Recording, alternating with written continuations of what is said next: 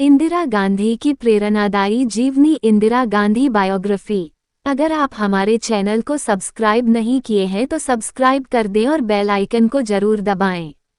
इंदिरा गांधी भारत की प्रथम और अब तक एकमात्र महिला प्रधानमंत्री। इंदिरा गांधी एक ऐसी महिला जो न केवल भारतीय राजनीति पर छाई रही बल्कि विश्व राजनीति के क्षितिज पर भी वो विलक्षण प्रभाव छोड़ गईं।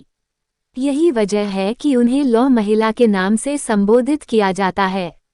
वे भारतीय राष्ट्रीय कांग्रेस का केंद्र बिंदु भी थी। इंदिरा गांधी, जिन्होंने 1966 से 1977 और बाद में फिर से 1980 से 1984 में उनकी हत्या तक उन्होंने देश की सेवा की। एक राजनीतिक नेता के रूप में इंदिरा गांधी को बहुत निष्ठुर माना जाता है। इंदिरा गांधी संक्षिप्त परिचय। इंदिरा गांधी बायोग्राफी इन हिंदी। पूरा नाम इंदिरा प्रियदर्शनी गांधी। जन्म दिनांक 19 नवंबर 1917, इलाहाबाद, उत्तर प्रदेश। मृत्यु दिनांक 31 अक्टूबर 1984, दिल्ली। मृत्यु कारण हत्या। अभिभावक जवाहरलाल नेहरू, कमला नेहरू। राष्ट्रीयता भारतीय। पति फिरोज गांधी। संतान राजीव गांधी और संजय गांधी। प्रसिद्धि के कारण भारत की तीसरी प्रधानमंत्री और अब तक का इकलौता महिला प्रधानमंत्री। कार्यकाल 19 जनवरी 1966 से 24 मार्च 1977, 14 जनवरी 1980 से 31 अक्टूबर 1984। पुरस्कार उपाधि भारत रत्न सम्मान। श्रीमती इंदिरा गांधी का जन्म नेहरू खानदान में हुआ था। वह भारत के प्रथम प्रधानमंत्री पंडित जवाहरलाल नेहरू की इकलौती पुत्री थीं। नेहरू के प्रधानमंत्री रहते ही उन्होंने सरकार के अंदर अच्छी पैठ बना ली थी। प्रधानमंत्री के तौर पर उन्होंने प्रशासन का जरूरत से ज्यादा केंद्रीयकरण किया। उनके शासनकाल में ही भारत में एकमात्र आपातकाल लागू किया गया और सारे राजनीतिक प्रतिद्वंदियों को जेल में ठूस दिया गया।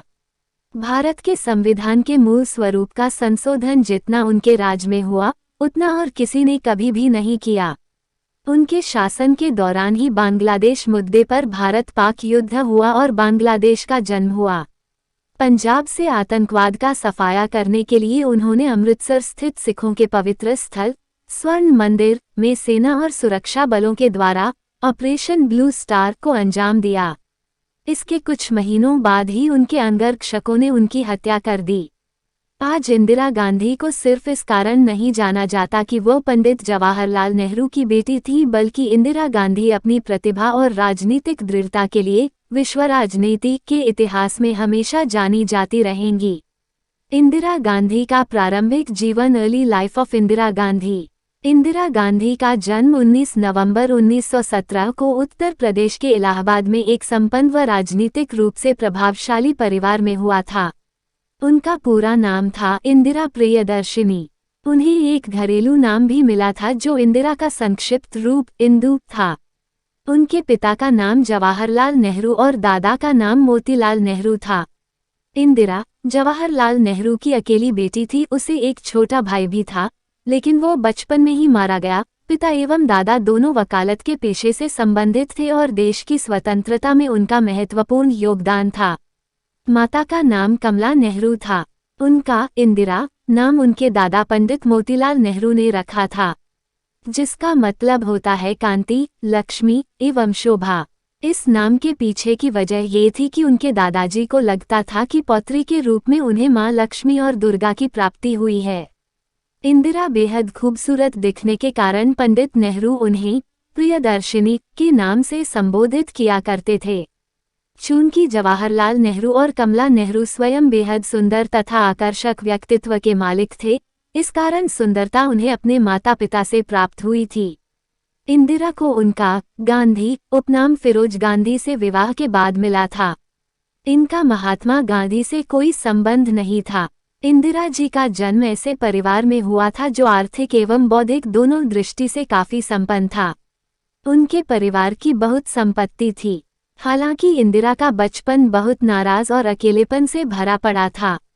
उनके पिता राजनीतिक होने के वजह से कई दिनों से या तो घर से बाहर रहते और या तो जेल में बंद रहते। हमेशा स्वतंत्रता आंदोलन में व्यस्त रहे। उनकी माता को बीमारी होने की वजह से वह पलंग पर ही रहती थी और बाद में उनकी माता को जल्दी ही ट्यूबरकुलोसिस की वजह से मृत्यु प्राप्त हुई। और इंदिरा का अपने पिताजी के साथ ज्यादा संबंध नहीं था। ज्यादातर वे पत्र व्यवहार ही रखते थे। इंदिरा गांधी की शिक्षा एजुकेशन। पंडित नेहरू शिक्षा का महत्व काफी अच्छी तरह समझते थे।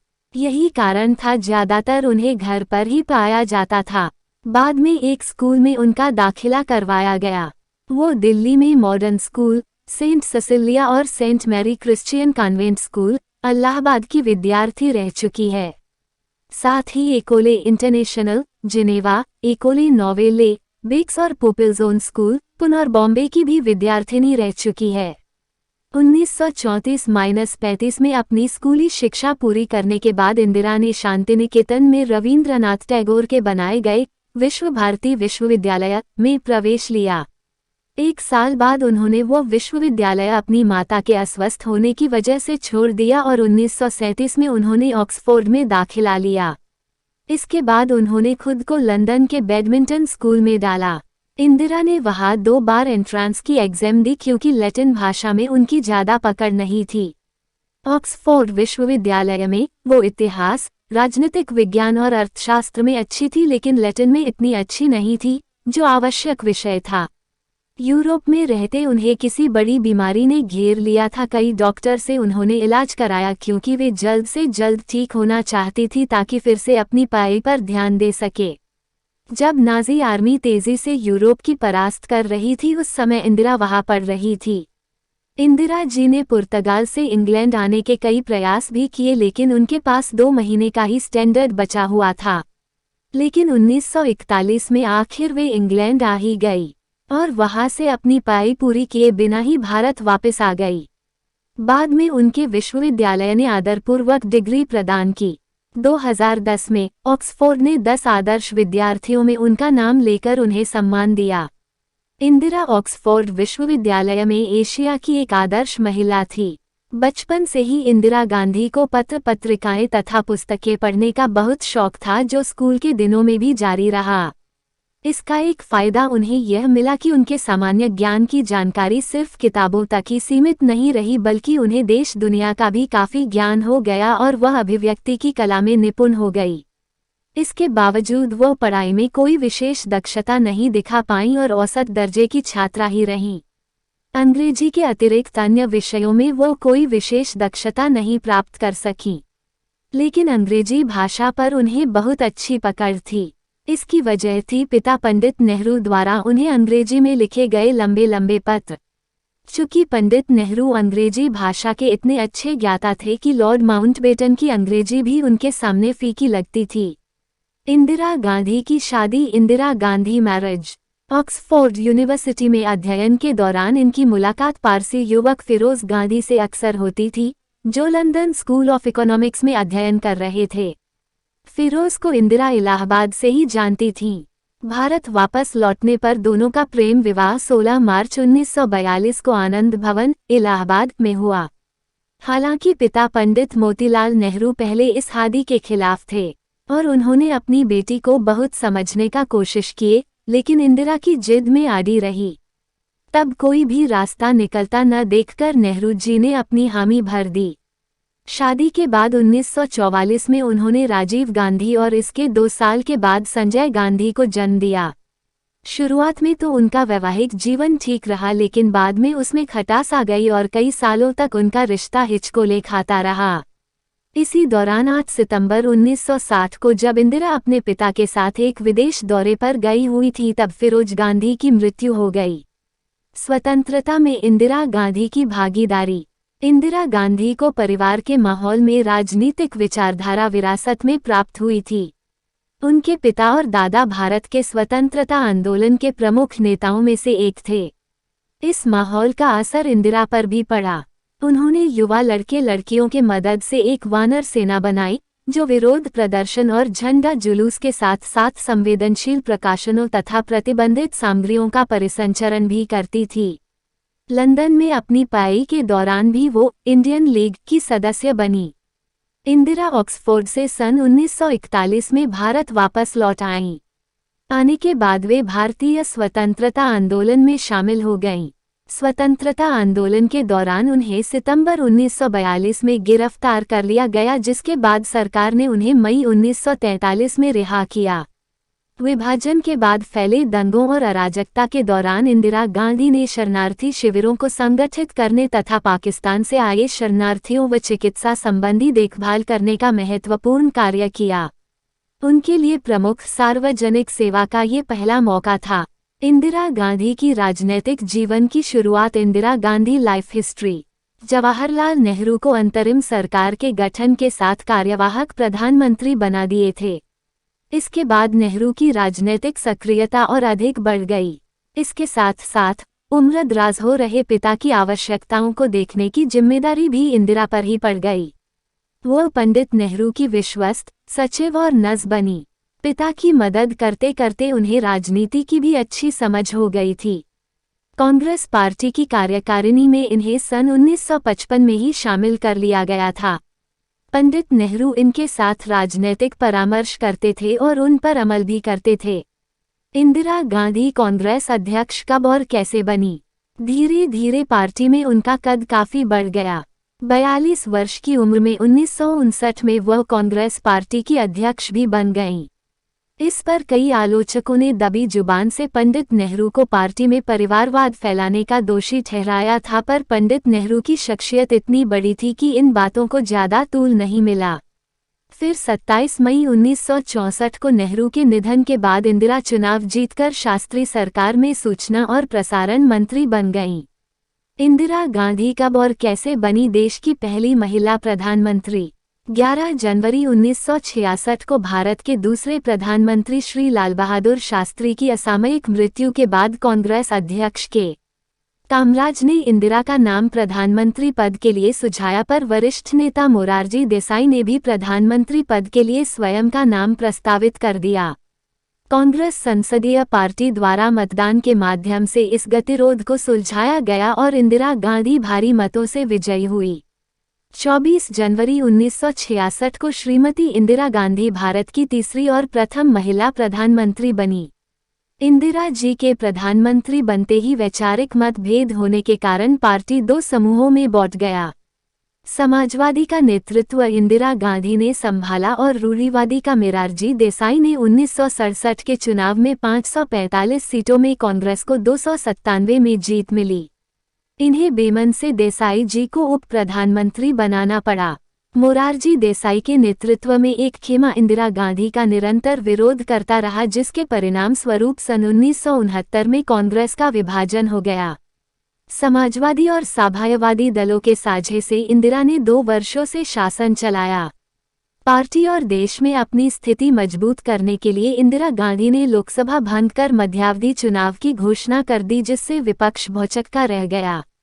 इंदिरा गांधी ने गरीबी हटाओ नारे के साथ चुनाव में उतरी और धीरे धीरे उनके पक्ष में चुनावी माहौल बनने लगा और कांग्रेस को बहुमत प्राप्त हो गया। कुल 518 में से 352 सीटें कांग्रेस को मिली। 1975-1977 इंदिरा गांधी की सरकार में आपातकाल इमरजेंसी कब और कैसे लगा? इस चुनाव में इंदिरा गांधी को भारी सफलता मिली थी और उन्होंने विभिन्न क्षेत्रों में विकास के नए कार्यक्रम भी लागू करने की कोशिश की थी, पर देश के अंदर समस्याएं बढ़ती जा रही थीं। महंगाई के कारण लोग परेशान थे। युद्ध के आर्थिक बोझ के कारण भी आर्थिक समस्याएं बढ़ गई थीं। इसी बीच सूखा और अकाल ने स्थिति और बिगाड़ दी। उधर अंतर्राष्ट्रीय बाजार में पेट्रोलियम बढ़ती कीमतों से भारत में महंगाई बढ़ रही थी और देश का विदेशी मुद्रा भंडार पेट्रोलियम आयात करने के कारण तेजी से घटता जा रहा था। कुल मिलकर आर्थिक मंदी का दौर चल रहा था, जिसमें उद्योग धंधे भी चौपट हो रहे थे। बेरोजगारी भी काफी बढ़ चुकी थी और सरकारी कर्मचारी महंगाई से त्रस्त होने के कारण वेतन वृद्धि की मांग कर रहे थे।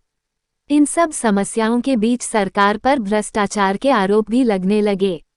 साथ ही इंदिरा गांधी ने 2 बार विपक्षी द्वारा संचालित राज्यों को संविधान की धारा 356 के तहत अराजक घोषित कर उन पर राष्ट्रपति शासन लागू करवा दी, जिस कारण पक्ष के भी कुछ नामी नेता और विपक्ष के नेता सरकार के खिलाफ हो गए। राज नारायण, जो कि रायबरेली से चुनाव लड़ते थे और हार जाते थे, वे हमेशा इंदिरा के खिलाफ रहते थे। राज नारायण ने एक चुनाव याचिका दायर की और 12 जून 1975 में इलाहाबाद उच्च न्यायालय ने इंदिरा गांधी के चुनाव रद्द कर दिया और उन्हें 6 वर्षों के लिए चुनाव लड़ने से भी प्रतिबंधित कर दिया। इंदिरा ने इस फैसले के खिलाफ सर्वोच्च न्यायालय में अपील की और न्यायालय ने 14 जुलाई का दिन तय किया, पर विपक्ष को 14 जुलाई तक का भी इंतजार गवारा नहीं था। जयप्रकाश नारायण और समर्थित विपक्ष ने आंदोलन को उग्र रूप दे दिया। इन परिस्थितियों का मुकाबला करने के लिए 26 जून 1975 को प्रातः देश में राष्ट्रपति द्वारा आपातकाल की घोषणा कर दी गई और जयप्रकाश नारायण, मोरारजी देसाई और अन्य हजारों छोटे बड़े नेताओं को गिरफ्तार करके जेल में डाल दिया गया। सरकार ने अखबार, रेडियो और टीवी पर सेंसर लगा दिया। मौलिक अधिकार भी लगभग समाप्त हो गए थे। इंदिरा गांधी की सत्ता में वापसी।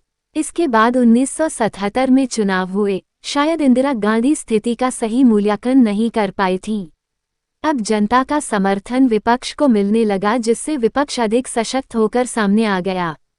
जनता पार्टी के रूप में एकजुट विपक्ष और उसके सहयोगी दलों को 542 में से 330 सीटें प्राप्त हुई, जबकि इंदिरा गांधी की कांग्रेस पार्टी मात्र 154 सीटें ही हासिल कर सकी। इस नतीजे के बाद इंदिरा के आत्मविश्वास को गहरा आघात पहुंचा। यहां तक कि इंदिरा और संजय के गिरफ्तारी के आदेश भी मिल गए थे। मोरारजी देसाई के नेतृत्व में जनता पार्टी ने 23 मार्च 1977 को सरकार बनाई, पर यह सरकार शुरुआत से ही आंतरिक कलह से जूझती रही और अंततः अंतर्कलह के कारण अगस्त 1979 में यह सरकार गिर गई। परंतु इंदिरा अभी भी निलंबित थी, जिस कारण चरण सिंह को प्रधानमंत्री का कमान सौंपा गया। जनता पार्टी के शासनकाल में इंदिरा गांधी पर अनेक आरोप लगाए गए और कई कमीशन जांच के लिए नियुक्त किए गए। उन पर देश की कई अदालतों में मुकदमे भी दायर किए गए और सरकारी भ्रष्टाचार के आरोप में श्रीमती गांधी कुछ समय तक जेल में भी रहीं। जनता पार्टी सरकार चलाने में असफल रही और देश को मध्यावधि चुनाव का भार झेलना पड़ा। दूसरी ओर इंदिरा गांधी के साथ हो रहे व्यवहार के कारण जनता को इंदिरा गांधी के साथ सहानुभूति बढ़ रही थी। इंदिरा गांधी ने आपातकाल के लिए जनता से माफी मांगी, जिसके परिणामस्वरूप उनकी पार्टी को 592 में से 353 सीटें प्राप्त हुई और इंदिरा गांधी पुनः प्रधानमंत्री बन गईं। एक नज़र में इंदिरा गांधी की जानकारी। Information of Indira Gandhi. सन 1966 में भारत के द्वितीय प्रधानमंत्री लाल बहादुर शास्त्री की अकस्मात मृत्यु के बाद श्रीमती इंदिरा गांधी भारत की प्रधानमंत्री चुनी गईं। 1967 के चुनाव में वह बहुत ही कम बहुमत से जीत पाईं और प्रधानमंत्री बनी। सन 1971 में एक बार फिर भारी बहुमत से वे प्रधानमंत्री बनी और 1977 तक रहीं। 1980 में एक बार फिर प्रधानमंत्री बनी और 1984 तक प्रधानमंत्री के पद पर रहीं। 1972 में इंदिरा जी ने पाकिस्तान से द्विपक्षीय शिमला समझौता करके अपना मुस्तकबिरी का दर्शन कराया। Operation blue star. 1983 में नई दिल्ली में अलिप्तवादी राष्ट्र की परिषद के 7वें शिखर सम्मेलन हुआ। इस परिषद के पैसे ही असंबद्ध राष्ट्र आंदोलन का नेतृत्व इंदिरा गांधी इनके तरफ सौंपा गया। पाकिस्तान ने छिदाने से पंजाब के शेख अतिरेकी पंजाब के स्वतंत्र खालिस्तान नाम के राष्ट्र निर्माण करने के लिए नुकसानदेह कार्यवाही की जा रही थी। सितंबर 1981 में भिंडरावाले का आतंकवादी समूह हरिमंदिर साहिब परिसर के भीतर तैनात हो गया। आतंकवादियों का सफाया करने के प्रयास में इंदिरा गांधी ने सेना को धर्मस्थल में प्रवेश करने का आदेश दिया। इस कार्रवाई के दौरान हजारों जानें गईं और सिख समुदाय में इंदिरा गांधी के विरुद्ध घोर आक्रोश पैदा हुआ। सैनिकी कार्यवाही करके देशद्रोही अतिरेकी को मारना पड़ा। इस घटने से कुछ लोगों को गुस्सा आया। इसका परिणाम 31 अक्टूबर 1984 में सतवंत सिंह और बेअंत सिंह इन अंगरक्षकों ने गोली मार के उनकी हत्या की।